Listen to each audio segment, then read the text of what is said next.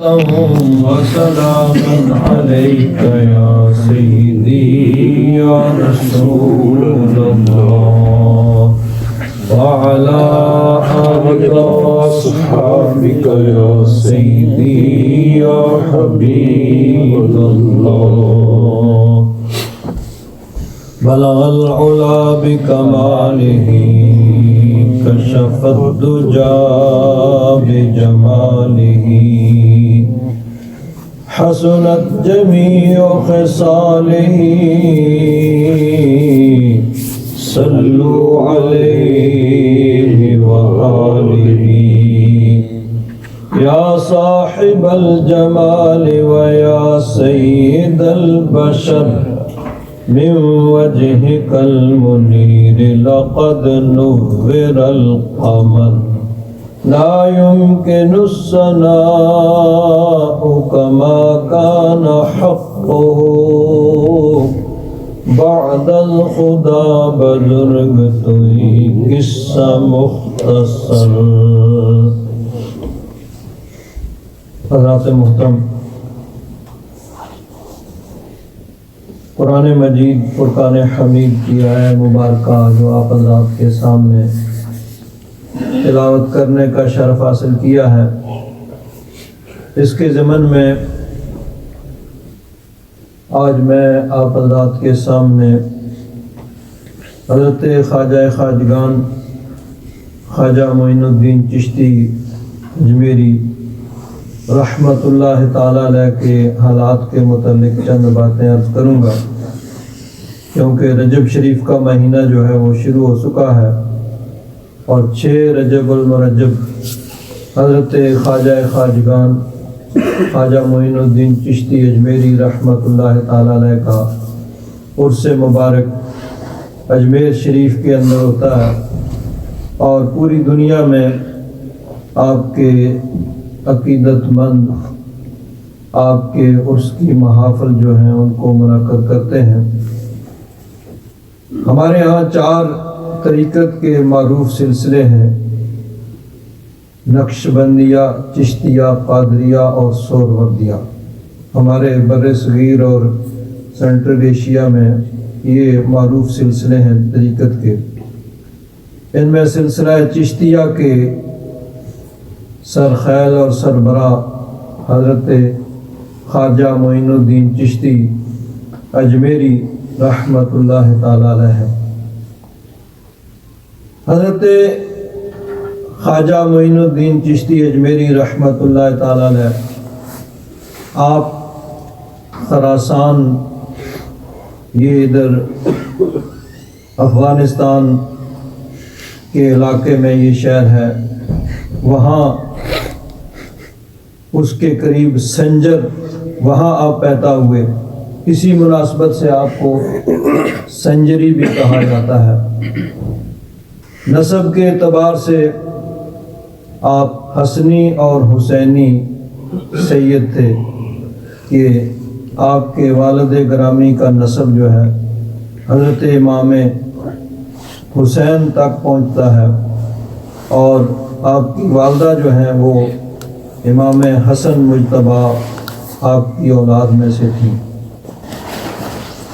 آپ کے بارے میں یہ کہا جاتا ہے کہ بچپن میں ہی حضرت خواجہ یتیم ہو گئے، والد گرامی کا سایہ سر سے اٹھ گیا۔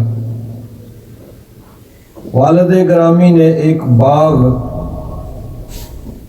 وراثت میں چھوڑا تھا، اسی میں آپ کام کرتے تھے اور وہی آپ کی گزر بسر کا ذریعہ تھا۔ لیکن اللہ تبارک و تعالیٰ نے جب کسی سے کام لینا ہوتا ہے تو پھر اس کے اسباب بھی پیدا ہو جاتے ہیں۔ حضرت خواجہ ابھی بچے تھے، باغ میں کام کر رہے ہیں، تو اس علاقے کے ایک بہت بڑے مجذوب بزرگ تھے، حضرت ابراہیم قندولی رحمۃ اللہ تعالیٰ علیہ۔ وہ باغ کے اندر تشریف لائے۔ حضرت خواجہ بچے تھے، لیکن ازلی سعادتیں چونکہ اللہ تبارک و تعالیٰ نے آپ کی قسمت میں لکھی ہوئی تھیں، آپ نے ان بزرگوں کا بڑا احترام کیا، ان کے لیے اپنی چادر جو ہے بچھا دی اور اپنے باغ کے انگوروں کا ایک خوشہ توڑ کے ان کی خدمت میں پیش کیا۔ وہ بڑے خوش ہوئے، اس ادب اور اس احترام پر وہ بہت خوش ہوئے۔ تو انہوں نے کیا کیا، اپنے جو انہوں نے گدڑی پہنی ہوئی تھی فقیروں کی جو ہوتی ہے، جیب میں سے ایک سوکھا ٹکڑا روٹی کا نکالا، اس کو اپنے منہ میں چبا کے حضرت خواجہ کے منہ میں ڈال دیا۔ بس ان کا وہ ڈالنا تھا کہ آپ کے دل کی دنیا بدل گئی۔ سبحان اللہ۔ دل کی دنیا بدل گئی، دنیا سے دل اچاٹ ہو گیا۔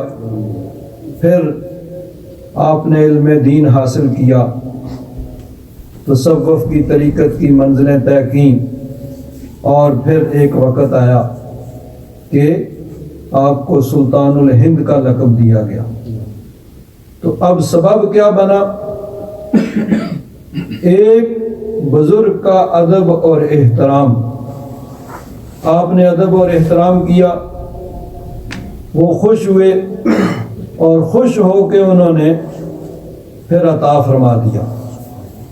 تو جس کو جو بھی ملتا ہے ادب اور احترام کے ذریعے سے ملتا ہے۔ بے شک۔ علامہ اقبال نے کہا، ادب پہلا کرینہ ہے محبت کے کرینوں میں، کہ محبت کا سب سے پہلا سٹیپ جو ہے وہ ادب سے شروع ہوتا ہے۔ بے شک۔ اور جنہوں نے ادب کیا انہوں نے پایا۔ ابھی کل پرسوں کی بات ہے، میں ایک کتاب پڑھ رہا تھا اپنے حضرت صاحب، حضرت قبلہ مفتی صاحب،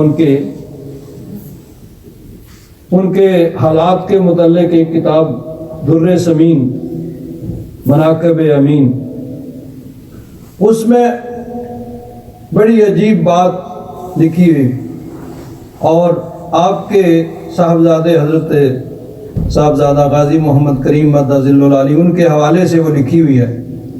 وہ فرماتے ہیں کہ میں نے حضرت صاحب قبلہ، ان کے ابا جی، ان کے پاس ایک تسبیح دیکھی جس پہ وہ پڑھا کرتے تھے ہر وقت، ان کے اکثر و بیشتر ان کے ہاتھ میں ہوتی، اس پہ وہ دروشی پڑھتے، ذکر خیر کرتے رہتے۔ بڑا عرصہ ہم وہ دیکھتے رہے، وہ تسبیح ان کے ہاتھ میں۔ پھر ایک مرتبہ دیکھا تو ایک تسبیح اور ان کے ہاتھ میں ہے، تو دل میں خیال آیا کہ یہ پوچھیں کہ ابا جی، حضرت صاحب، وہ تسبیح پہلے والی کدھر گئی؟ لیکن ہمت نہیں پوچھنے کی، کئی مرتبہ دل چاہا، لیکن جب حاضر ہوتے تو پوچھنے کی ہمت نہ پڑتی۔ فرماتے ہیں ایک دن دیکھا کہ حضرت صاحب بڑے خوشگوار موڈ میں ہیں، تو ہمت کر کے پوچھ ہی لیا کہ وہ پہلے تسبیح جو آپ کے پاس ہوتی تھی وہ کہاں ہے؟ تو فرمایا کہ میں نے اس کو الماری میں سنبھال کے رکھا ہوا ہے۔ تو وہ فرماتے ہیں میں نے عرض کیا کہ اگر وہ مجھے عنایت ہو جائے، مجھے آپ دے دیں وہ تسبیح جس پہ آپ اتنا عرصہ پڑھتے رہے۔ تو فرماتے ہیں اٹھے، وہ الماری کھولی اور وہ تسبیح میرے ہاتھ میں تھما دی، اور فرمایا بیٹا اس کا خیال رکھنا ہے، یہ میرے پیر و مرشد قبلہ حضرت صاحب نے عطا فرمائی تھی، 20 سال سے میرے پاس ہے، لیکن 20 سال سے کبھی میں نے بے وضو اس تسبیح کو ہاتھ نہیں لگایا۔ سبحان اللہ۔ 20 سال تک اس پہ پڑھتا رہا ہوں، لیکن کبھی بے وضو اس کو ہاتھ نہیں لگایا ہے۔ تو جنہوں نے جو بھی پایا ہے ادب کے ذریعے سے پایا ہے، ادب کیا ہے، ادب کے ذریعے سے پایا ہے۔ اب دیکھیے حدیث پاک ہے کہ نبی کریم صلی اللہ علیہ وسلم کی بارگاہ میں مکہ مکرمہ میں غالب الفتح مکہ کا موقع تھا، تو ایک مقدمہ پیش ہوا۔ ایک عورت اس پہ چوری کا الزام تھا، مقدمہ پیش ہوا، گواہ پیش ہوئے، ثابت ہو گیا کہ اس نے چوری کی ہے۔ اب شرعی اعتبار سے جہاں شریعت مطہرہ نافذ ہوگی، شرعی قانون نافذ ہوگا، جب چوری ثابت ہو جائے تو اس کی سزا ہاتھ کا کاٹنا ہے۔ تو حضور نے ارشاد فرمایا کہ ٹھیک ہے بھائی، حد جاری کی جائے، اس کا ہاتھ کاٹا جائے۔ اب وہ عورت چونکہ قریش کے معزز قبیلے سے تھی، تو قبیلے والوں نے سوچا کہ اگر ہاتھ کٹ جائے گا تو ہاتھ کے ساتھ ساتھ ہماری ناک بھی کٹ جائے گی، بڑی بے عزتی ہوگی ہر جگہ پہ کہ قریش کے قبیلے نے چوری کی ان کی عورت نے، اور پھر اس کا ہاتھ بھی کٹ گیا۔ یعنی ہاتھ سے زیادہ ناک کی فکر کہ ناک کٹ جائے گی۔ اب کون نبی کریم صلی اللہ علیہ وسلم کی بارگاہ میں سفارش کرے؟ کوئی ہمت نہیں کر رہا۔ حضرت اسامہ بن زید رضی اللہ تعالیٰ عنہ حضور کے بہت ہی پیارے، بہت ہی چہیتے تھے۔ اب دیکھیے، برابری کی بات تو ہر جگہ ہوتی ہے نا کہ سب لوگ برابر ہیں، میں سب لوگ برابر ہیں، لیکن یہ زبانی کلامی، عملاً پریکٹیکل اگر کسی نے کر کے دکھایا ہے تو وہ ہمارے آقا ہیں۔ سبحان اللہ، سبحان اللہ۔ کہ حضرت اسامہ وہ زید کے بیٹے ہیں، اور زید جو تھے نبی کریم صلی اللہ علیہ وسلم کے غلام تھے۔ بے شک حضور نے ان کو آزاد کیا اور آزاد کر کے ان کو اپنا متبنہ اور بیٹا بنا لیا۔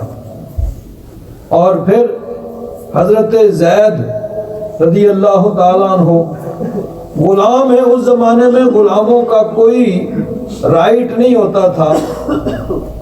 آج تو جانوروں کے حقوق کی بھی بات کی جاتی ہے، اس وقت انسانوں کے حقوق کی بات بھی نہیں کوئی کرتا تھا۔ جانوروں کی طرح ان کی منڈیاں لگتی تھیں، خریدے اور بیچے جاتے تھے، اور ان کا کوئی حق نہیں ہوتا تھا کہ ان کو ٹھیک ہے جب چاہا روٹی دے دی، جب چاہا نہیں، جب چاہا ان کو کپڑے دے دیے، جب چاہا نہیں۔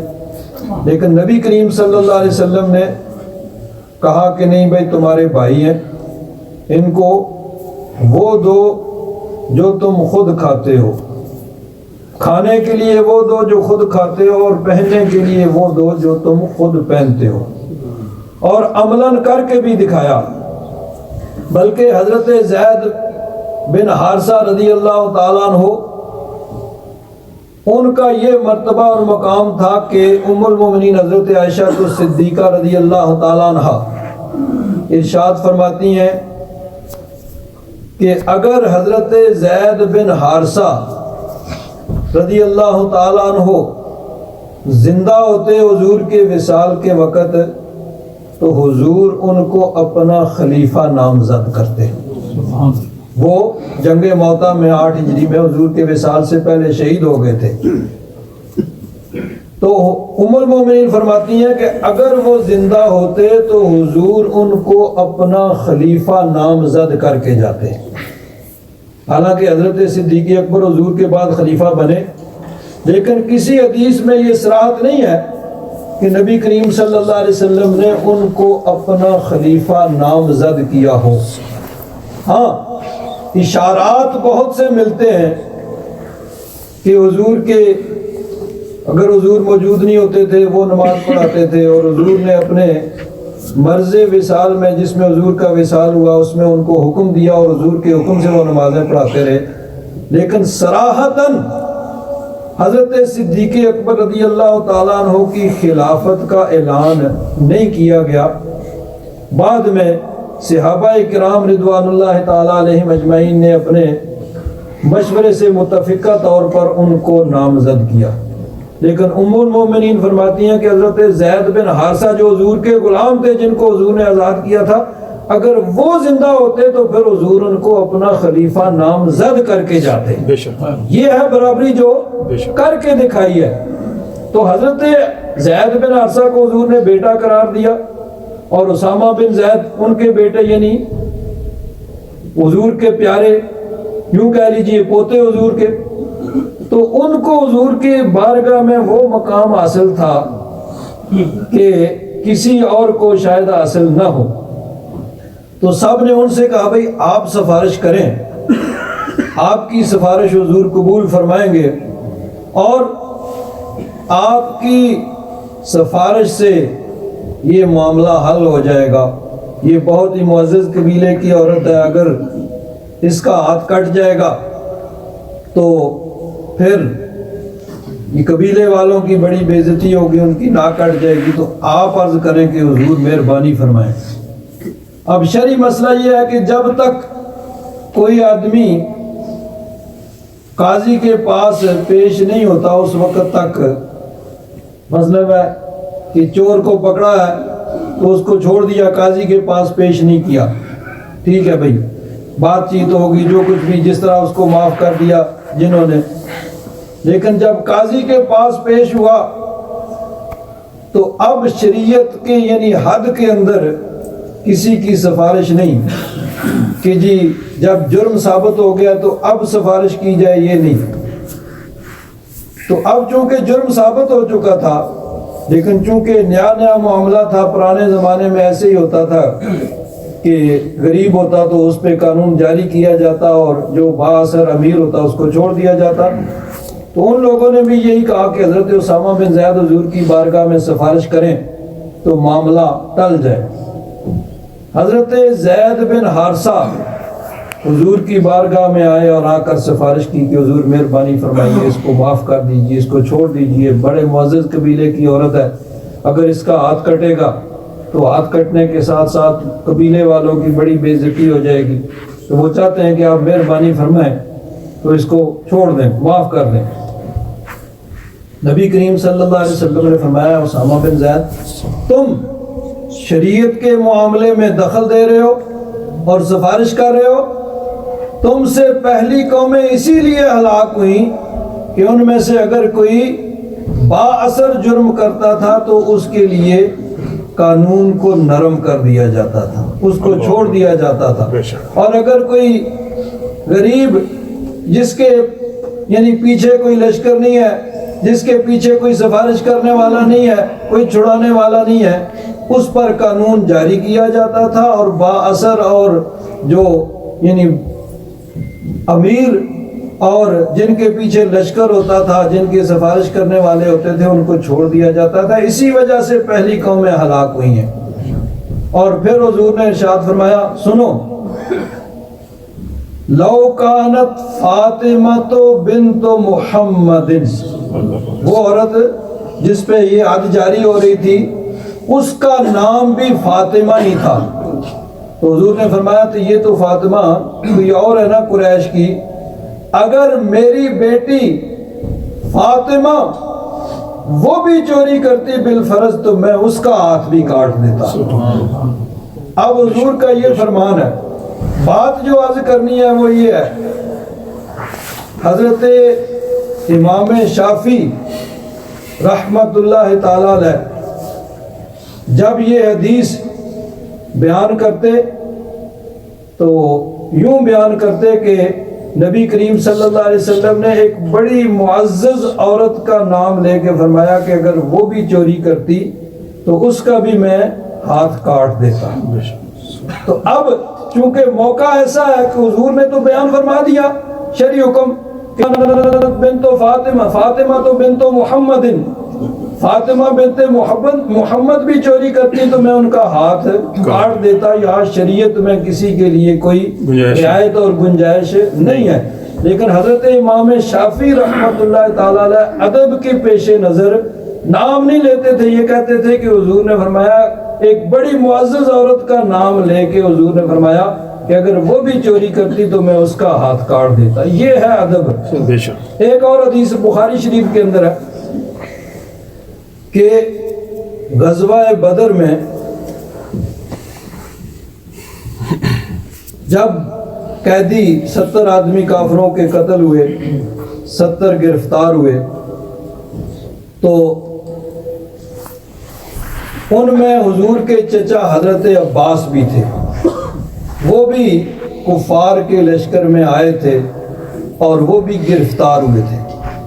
اب یہ الگ بحث ہے کہ وہ کب ایمان لائے، مختلف روایات ہیں، سب سے معتبر روایت یہی ہے کہ وہ فتح مکہ کے موقع پہ ایمان لائے تھے، اور ہجرت کر کے وہ آ رہے تھے، حضور لشکر لے کے جا رہے تھے، رستے میں ملاقات ہوئی، پھر انہوں نے اپنے اہل و عیال اپنے سامان کو مدینہ منورہ بھیج دیا اور لشکر میں شامل ہو کے پھر وہ مکہ شریف آ گئے۔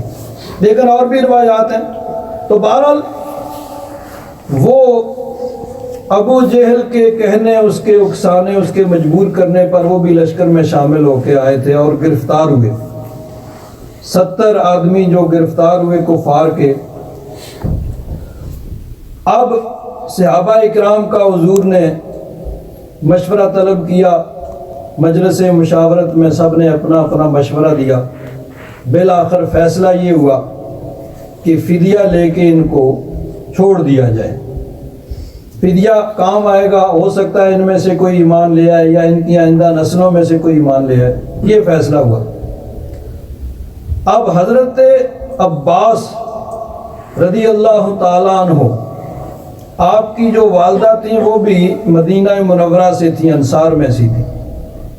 تو انصار مدینہ نبی کریم صلی اللہ علیہ وسلم کی بارگاہ میں یہ عرض کرنا چاہتے ہیں کہ حضور کے چچا ہیں، ان کو بغیر فدیہ لیے چھوڑ دیا جائے، ان کا اعزاز اور ان کا اکرام، اور اصل مقصد تو نبی کریم صلی اللہ علیہ وسلم کا اعزاز و اکرام تھا۔ لیکن یہ عرض نہیں کرتے کہ حضور آپ کے چچا ہیں، ان کو بغیر فدیہ لیے چھوڑ دیا جائے، بلکہ یہ عرض کرتے ہیں کہ حضور یہ ہمارے بھانجے ہیں۔ یہ ان کی والدہ چونکہ انصار میں سے تھیں تو اس نسبت سے یہ ہمارے بھانجے ہیں، تو آپ مہربانی فرمائیں ہمارے بھانجے کو بغیر فدیہ لیے چھوڑ دیں۔ یعنی یہ نہیں کہ حضور آپ پہ ہم کوئی مہربانی کر رہے ہیں، آپ ہم پہ مہربانی کریں، یہ ہے ادب اور احترام۔ یہ بھی کہہ سکتے تھے کہ حضور آپ کے چچا ہیں تو مہاجرین تو خوش ہی ہوں گے، ہم انصار بھی کہتے ہیں کہ ان کو چھوڑ دیں بغیر فدیے کے، لیکن طریقہ کیا اختیار کیا؟ ادب ان سے سیکھو۔ انہوں نے یہ نہیں کہا کہ حضور آپ کے چچا ان کو چھوڑ دیا جائے ہم خوش ہیں، نہیں، حضور آپ مہربانی فرمائیں یہ ہمارے رشتے میں بھانجے لگتے ہیں، تو آپ ہم پہ کرم کرتے ہوئے، ہم پہ مہربانی کرتے ہوئے ہمارے بھانجے کو آپ چھوڑ دیں۔ سبحان اللہ۔ تو حضور نے فرمایا نہیں، فدیہ لیں گے، ضرور لیں گے۔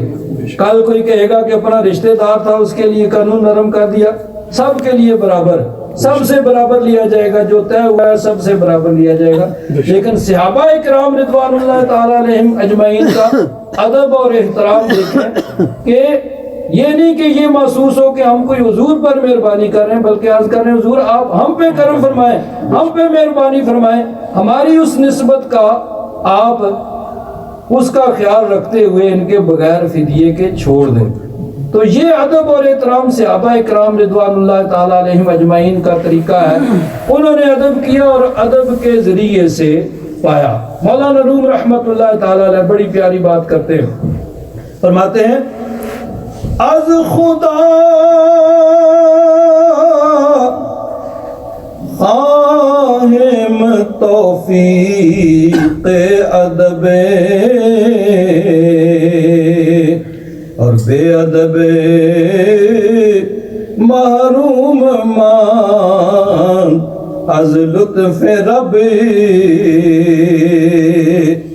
فرماتے ہیں ہم اللہ کی بارگاہ میں عرض کرتے ہیں کہ یا رب ذوالجلال ہمیں ادب اور احترام کی توفیق عطا فرما کہ بے ادب جو ہوتا ہے وہ رب کے لطف و کرم سے، رب کے فضل و کرم سے محروم ہو جاتا ہے۔ اور فرماتے ہیں بے ادب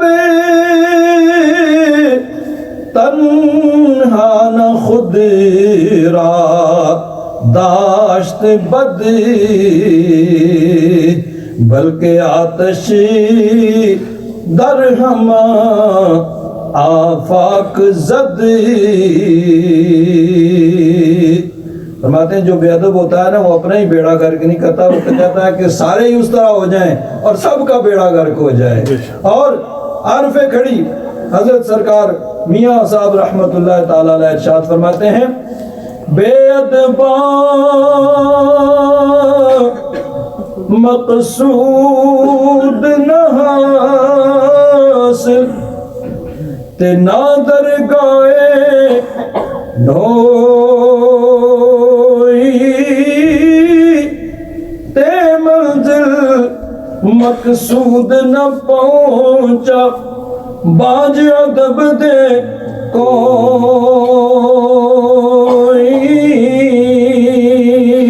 سبحان اللہ. جس نے جو پایا ہے ادب کے ذریعے پایا ہے اور یہی ادب صحابہ اکرام رضوان اللہ تعالیٰ علیہم اجمعین ان کا طریقہ ہے. اللہ تبارک و تعالیٰ ہم سب کو توفیق عطا فرمائے. انشاءاللہ حضرت خواجہ کا بیان جو ہے آئندہ جمعوں میں وہ جاری رہے گا.